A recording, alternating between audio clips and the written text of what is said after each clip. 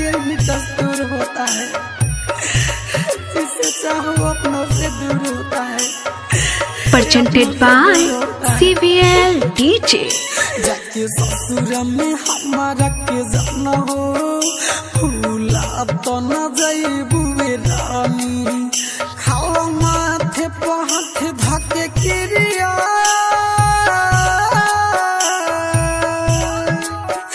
खाला माथे पे हाथ धके किरिया।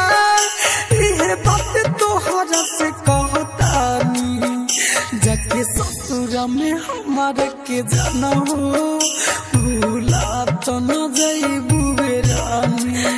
प्यार किया बदनाम हो गए, चर्चे हमारे सरेआम हो गए। साली में उस वक्त दिल तोड़ा जिस वक्त प्यार के गुलाम हो गए। दिलावा के हमर बगिया उजारी, नया बनवालू खोता।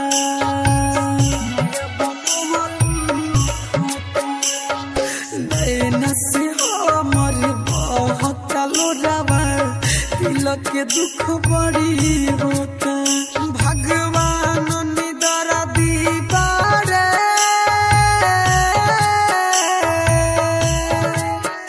भगवान निदरा दीवारे, बुझत नहीं खन परेशानी।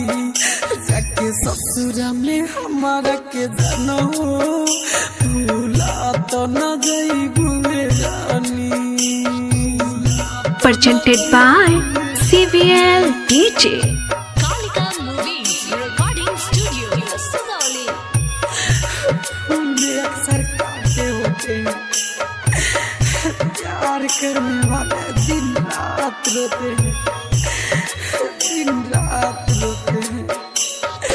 राइटर जाइन पप्पू नित सके, बन गयो दिल जानी।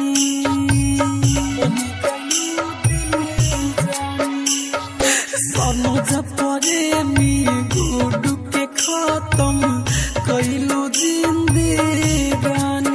लागे तो हके देखले बिना अखिया,